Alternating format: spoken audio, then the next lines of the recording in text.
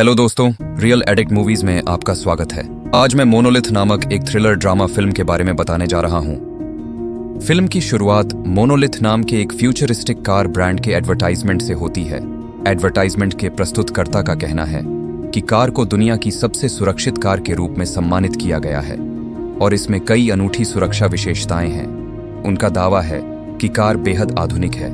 ये सवारों को हर संभावित चोरी और नुकसान से सुरक्षित रखने के लिए अटूट ग्लास, मजबूत टायर, कठोर बॉडी और कई अन्य सुविधाएं शामिल हैं। कार के अंदर रहते हुए सभी सुविधाएं को नियंत्रित करने के लिए एक एआई कनेक्टेड स्मार्टफोन ऐप का उपयोग किया जाता है। लिलिथ नामक एक वर्चुअल असिस्टेंट कार के यूजर इंटरफेस के साथ बातचीत करने में मदद करता है। अगले दृश्य में हम देखते हैं कि एक माँ अपने बच्चे को उसी एआई कार के अंदर उसकी दादी के घर ले जाती है और एआई सहायक लिलिथ से बात करती है। माँ का नाम सैंड्रा है और उनका 2 साल का बेटा डेविड है। उनके पति कार्ल एक पायलट हैं जो अपने व्यस्त कार्यक्रम के कारण उनके साथ नहीं आ सके। कार इतनी एडवांस्ड है कि वाहन के अंदर यात्रियों का वजन भी पता लगा सकती है। कार्ल ने उन्हें फोन किया और बताया कि वह अपनी ड्यूटी के बाद सेंट्रल एयरपोर्ट पर हैं और उन्हें उनकी बहुत याद आ रही है। तभी कोई दरवाजा खटखटाता है और कार्ल अलविदा कहता है और चला जाता है।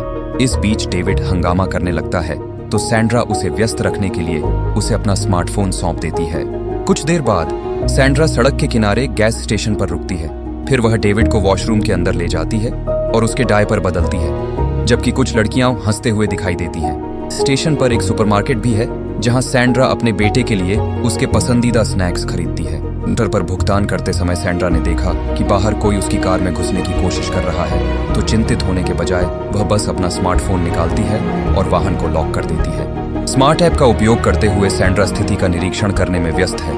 उसे यह भी ध्यान नहीं है कि डेविड उससे अलग हो गया है। जब उसे पता चलता है कि डेविड खो गया है तो वह चिल्लाती है और यहाँ तक कि एक अजनबी को भी यह मानकर बुलाती है कि डेविड उसके साथ है और वह पूरी तरह से घबराई हुई लगती है। वह डेविड को उन्हीं 3 महिलाओं के साथ पाती है जिनसे वह पहले वॉशरूम में मिली थी। सैंड्रा तुरंत डेविड को अपनी कार में डालती है और वॉल्ट मोड सुविधा को सक्रिय करती है। गैस स्टेशन से निकलने के बाद आखिरकार उसने राहत की सांस ली। सैंड्रा को अभी भी लंबी दूरी तय करनी है जब तक वे अपनी माँ के घर तक नहीं पहुँच जाते। लंबी यात्रा के कारण सैंड्रा को ऊब महसूस होती है और वह अपने बचपन की दोस्त जेसा को उसका हाल जानने के लिए कॉल करने का फैसला करती है। जेसा कॉल रिसीव करती है और उसे बताती है कि वह सेंट्रल एयरपोर्ट के पास एक होटल में है। उसने यहाँ तक बताया कि वह कार्ल के साथ होटल में रुकी है। अपनी सहेली के अपने पति के साथ अफेयर के खुलासे से सैंड्रा टूट गई है। वह इतनी निराश हो गई है कि उसे अपनी माँ के घर में प्रवेश करने की जहमत भी नहीं उठती है। प्रवेश द्वार पर पहुंचने के बाद वह कार्ल को फोन करती रहती है, लेकिन वह फोन नहीं उठाता और व्यस्त होने का नाटक करता है।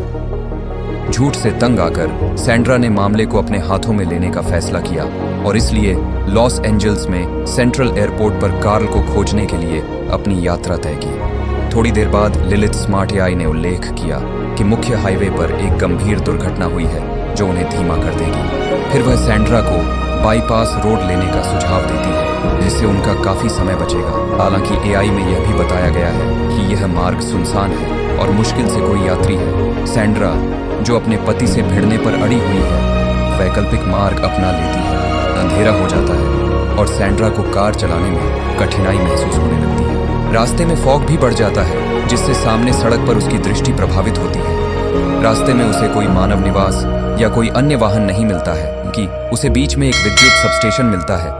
वह उस जगह पर नजर डालती है लेकिन जल्द ही वहां से चली जाती है।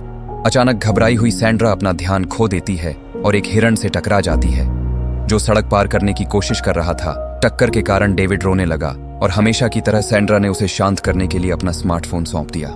यहाँ डेविड शांत हो जाता है और मीम्स देखता है। फिर वह तुरंत जानवर को देखने के लिए बाहर निकलती है, लेकिन ऐसा लगता है कि वह लगभग मर चुका है। हिरण कार के सामने वाले हिस्से के नीचे फंस गया है और इस वजह से सैंड्रा अपनी कार को आगे नहीं ले जा पा रही है। जब सैंड्रा स्थिति का पता लगाने की कोशिश कर रही थी तो वह भूल गई कि उसने डेविड को कार में अकेला छोड़ दिया है। इस बीच जब डेविड सेल फोन के साथ खेल रहा था तो उसने गलती से एआई कार ऐप खोल दिया। वह खुले ऐप के चारों ओर अपनी उंगली घुमाता है और सैंड्रा की सूचना के बिना कार की वॉल्ट सुविधा को ऑन कर देता है। यह सुविधा अंदर के यात्रियों को सभी प्रकार की डिस्टर्बेंसेस और खतरे से बचाती है। सैंड्रा को एहसास होता है। स्थिति की गंभीरता को देखते हुए वह दरवाजा खोलने की पूरी कोशिश करती है, लेकिन तब तक बहुत देर हो चुकी होती है। चूंकि सैंड्रा कार के बाहर बंद है, इसलिए वह 2 साल के डेविड को वॉल्ट मोड बंद करने के लिए मनाने की पूरी कोशिश करती है। वह एक शब्द भी नहीं समझता है और बस फोन के साथ खेलता रहता है और उस पर चिल्लाना शुरू कर देती है और वह स्मार्टफोन को अपनी सीट के नीचे गिरा देता है।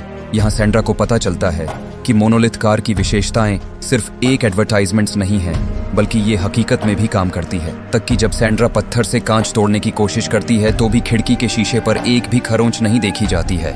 अपने सभी प्रयास व्यर्थ जाते देख सैंड्रा ने अन्य विकल्प तलाशने का फैसला किया। वह वापस विद्युत सबस्टेशन की ओर चलना शुरू कर देती है। देर चलने के बाद वह स्टेशन पर पहुंचती है और फेंस से कूद जाती है और मदद के लिए चिल्लाती है। हालांकि उसे कोई रिस्पॉन्स नहीं मिली, क्योंकि इस समय कोई कर्मचारी मौजूद नहीं है और स्टेशन खाली लग रहा है। इसके बाद सैंड्रा एक कमरे में प्रवेश करती है और अंदर कुछ आवश्यक सामान पाती है। रात में उपयोग करने के लिए एक टॉर्च और एक बड़ा रिंच लेती है। जैसे ही वह सबस्टेशन से बाहर निकलती है, वह देखती है कि एक जंगली जानवर उसका पीछा कर रहा है। एक कोयोट उस पर हमला करता है, इसलिए वह कार की छत पर चढ़ जाती है। कार को डराने की तमाम कोशिशों के बावजूद वह शांत नहीं रहती है। सैंड्रा कार को रिंच से पीटना शुरू कर देती है और अलार्म बजने लगता है। कोयोट को भगा देता है। तभी सैंड्रा ने देखा कि डेविड को सांस लेने में दिक्कत हो रही है। इस स्थिति के बावजूद वह डेविड को शांत करने में कामयाब रही और आखिरकार वह सांस लेने लगा और जल्द ही सो गया। थोड़ा सोचने के बाद सैंड्रा भी थक गई और कार के बोनट पर सो गई। अगले दिन सैंड्रा उठती है जब सूरज पहले से ही उज्ज्वल होता है। वह तुरंत कार के अंदर डेविड की स्थिति की जांच करने के लिए दौड़ती है। उसे पता चलता है कि उसका बच्चा उसके भूखे पेट और डिहाइड्रेशन के कारण कमजोर है। कार की एक फीचर्स आसपास के तापमान को भी प्रदर्शित करती है, जो धीरे धीरे बढ़ता हुआ दिखता है। यह स्थिति सैंड्रा के लिए और मुश्किल बढ़ाते है और आसपास कोई इंसान नहीं है। इसके बाद सैंड्रा ने मदद लेने का फैसला किया और सड़क का अनुसरण किया।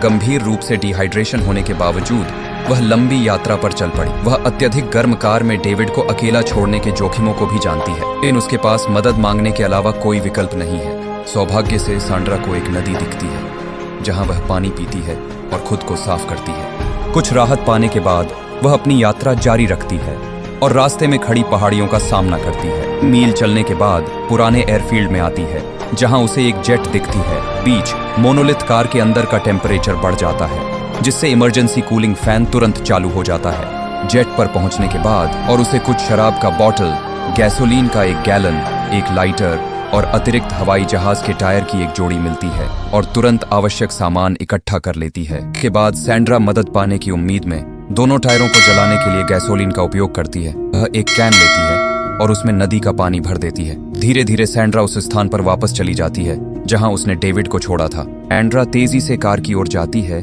और देखती है कि डेविड बिल्कुल कमजोर है और लाल हो रहा है। वह उसे बुलाने की कोशिश करती है, लेकिन डेविड कोई जवाब नहीं देता है या हिलता नहीं है। कार के अंदर का टेम्परेचर काफी बढ़ गया है और इमरजेंसी कूलिंग फैंस अप्रभावी हो गए हैं। अपने बेटे की हालत देखकर सैंड्रा तुरंत छत पर चढ़ जाती है और नदी से लाया हुआ पानी उस पर डालती है, लेकिन उसके सारे प्रयास व्यर्थ हो जाते हैं। यह सोचकर कि उसके बच्चे को हाईटेक वाहन के अंदर मरना होगा, ये खिड़की पर मारना शुरू कर देती है। बाद में सैंड्रा ने कार के बाहर आग जलाने की कोशिश की, इस उम्मीद में कि सेंसर स्मोक का पता लगा लेंगे और खिड़कियां खोल देंगे, लेकिन ऐसा कुछ नहीं होता है, बल्कि स्मोक को अंदर प्रवेश करने से रोकने के लिए इमरजेंसी कूलिंग फैंस चलना बंद कर देते हैं। थकी हुई सैंड्रा जमीन पर गिर जाती है और उसे अपने और कार्ल के 1 साल बाद दुर्घटना स्थल का दौरा करते हुए विजन होता है। वहां उसे अपनी गलतियों का एहसास होता है और वह अभी भी डेविड की मौत के लिए कार्ल को दोषी ठहराती है। समय बाद वह शोर सुनकर उठती है और पाती है कि यह सब उसका सपना है। पिछली रात का कोयोट से उसके सामने आता है। सैंड्रा फैसला करती है कि उससे छिपकर कार की छत पर चढ़ने की कोशिश करती है। कार का तापमान बहुत अधिक होने के कारण वह वहां नहीं टिक पाती और कार के नीचे फिसल जाती है। वहां कोयोट ने उसके पैर को काट लिया और तभी सैंड्रा को एहसास हुआ कि कोयोट हिरण के पीछे है। जैसे ही कोयोट हिरण को बाहर खींचता है, कार पीछे की ओर लुढ़कने लगती है। इसके कारण ही कार रुकी हुई थी। सैंड्रा तुरंत कार के नीचे से निकलती है और उसे पीछे खिसकने से रोकने की कोशिश करती है। उसके सर्वोत्तम प्रयासों के बावजूद कार गिरने के करीब पहुंचती रही। हालांकि चट्टान का एक छोटा सा टुकड़ा कार में बाधा डालता है। कार रुक जाती है। जैसे ही सैंड्रा चट्टान से देखती है, वह कार्टून याद आ जाता है जो उसने पहले गैस स्टेशन पर देखा था। जहां तिजोरी टूटने के बाद हीरा प्राप्त हुआ था, वह दरवाजे खोलने के लिए कार को धक्का देने के बारे में सोचती है। सैंड्रा इस फैक्ट से अच्छी तरह से वाकिफ है कि उसकी प्लान्स के परिणाम हो सकते हैं, लेकिन उसके पास कोई ऑप्शंस नहीं बचा है और वह इसके साथ जाने का फैसला करती है। रिंच पकड़ लेता है और उस चट्टान को तोड़ना शुरू कर देता है जो टायर में बाधा बन रही थी। सैंड्रा ने जानबूझकर कार को नीचे धकेल दिया, जबकि बच्चा अभी भी अंदर था। जैसे ही कार को हवा में उछाला जाता है, इसका इनबिल्ट एआई काम करना शुरू कर देता है और तुरंत पता चलता है कि कार ऊंचाई से गिर रही है। कार की फीचर्स काम करना शुरू कर देती है और ग्रेविटेशनल प्रेशर का अध्ययन करते हुए अपना संतुलन बदल लेती है ताकि डेविड को कोई नुकसान पहुंचाए बिना सीधी गिर जाए। जैसे ही कार जमीन से टकराती है, दरवाजे अंततः खुल जाते हैं। सैंड्रा चट्टान से नीचे जाती है और कार के पास पहुंचती है। कार गिरने के बावजूद ऐसा प्रतीत होता है जैसे किसी ने इसे अभी अभी वहां रखा हो। डेविड की कमजोर कंडीशन को देखते हुए सैंड्रा जितनी जल्दी हो सके वहां से निकलने का संकल्प लेती है। इससे पहले कि सैंड्रा ड्राइव करने के लिए कार में बैठती, लिलिथ की मदद से पूरा सिस्टम फिर से चालू हो जाता है। सैंड्रा कार को ऑफ रोड मोड में सेट करती है और उसके सामने चट्टान पर चढ़ना शुरू कर देती है। ऐसा प्रतीत होता है कि कार बहुत ही विषम परिस्थितियों के लिए बनाई गई थी और आसानी से खड़ी चट्टान को पार कर जाती है। चमत्कारिक ढंग से सैंड्रा अपनी चुनी हुई ऑफ रोड पर पहुंच जाती है और अस्पताल के लिए रवाना हो जाती है। फिल्म के अंतिम सीन में हम देखते हैं कि सैंड्रा और डेविड अस्पताल पहुंचते हैं। डेविड को अस्पताल के बिस्तर पर सैंड्रा के बगल में रखा गया है और वह कई ट्यूबों से जुड़ा हुआ है। सैंड्रा डेविड के बारे में चिंतित लगती है। वह अपनी आंखें खोलता है और उसे माँ कहता है।